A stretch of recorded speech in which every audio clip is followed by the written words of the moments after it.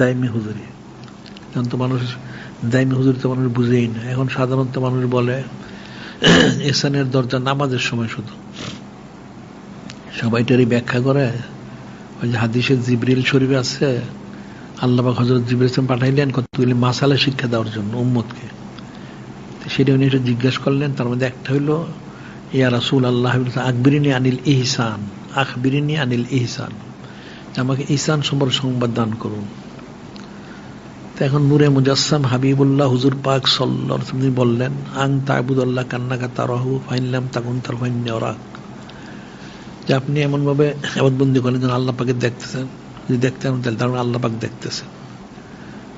অর্থাৎ ইবাদতবন্দিকে এমন ভাবে করতে হবে যেন আল্লাহ পাক ওনাকে দেখতেছে, না দেখতে পারলে আল্লাহ পাক দেখতেছেন এই ধারণা করতে হবে। এখানে ইহসানের দুইটা দরজা।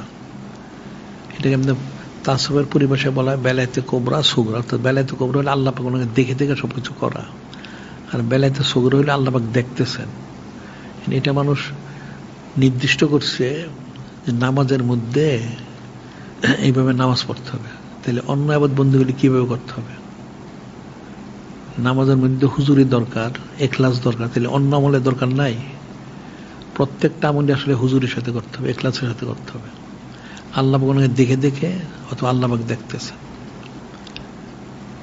এটা হলো একটা হুজুরি। এটা প্রতি ক্ষেত্রে একদম দায়মি।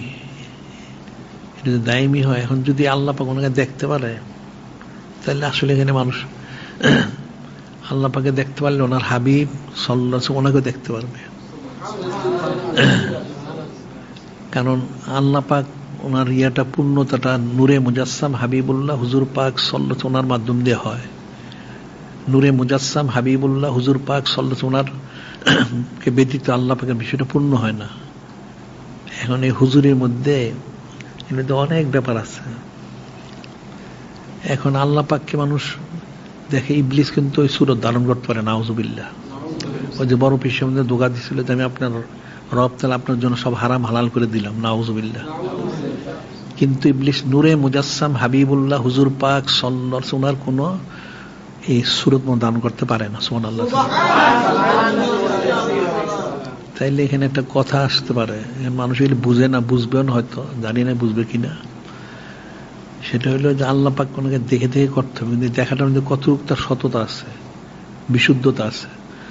যখন আল্লাহ ওনার সাথে নূরে মুজাসসাম হাবিবুল্লাহ হুজুর পাক সাল্লাল্লাহু আলাইহি সাল্লাম ওনাকে দেখবে, তখন এটা ঠিক হয়ে গেল। সুবহানাল্লাহ।